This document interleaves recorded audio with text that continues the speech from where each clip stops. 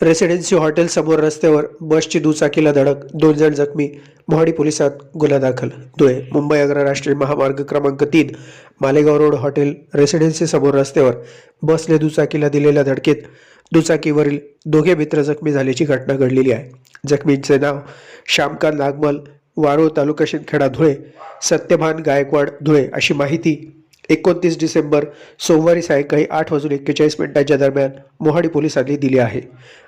मुंबई आग्रा राष्ट्रीय महामार्ग क्रमांक 3 मालेगाव रोड हॉटेल रेसिडेन्सी समोर 27 डिसेंबर दुपारी 4 वाजेच्या दरम्यान MH18 CC 0536 ने श्यामकांत नागमल, सत्यभान गायकवाड दोघं मित्र तिखीहून धुळ्याकडे जात असताना याच दरम्यान धुळ्याकडून मालेगावकडे जाणारी बस क्रमांक MH15 JC 4656 वरील चालकाने भरधाव वेगाने वाहन चालवत येत दुचाकीला पाठीमागून दिलेल्या धडकेत दोघे मित्र रस्त्यावर फेकले गेले.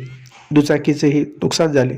त्यानंतर दोघांनीही रुग्णालयात जाऊन उपचार घेतल्यानंतर 28 डिसेंबर सकाळी 10:13 दरम्यान शहरातील अवधान औद्योगिक वसाहतीतील मोहाडी पोलीस स्टेशन गाठत श्यामकांत तुळशीराम नागमल वय 50 राहणार वारोळ तालुका शिंदखेडा जिल्हा धुळे यांनी फिर्याद दाखल केली आहे. त्यानुसार अज्ञात चालक विरुद्ध मोहाडी पोलिसात अपघाताचा गुन्हा दाखल करण्यात आला आहे.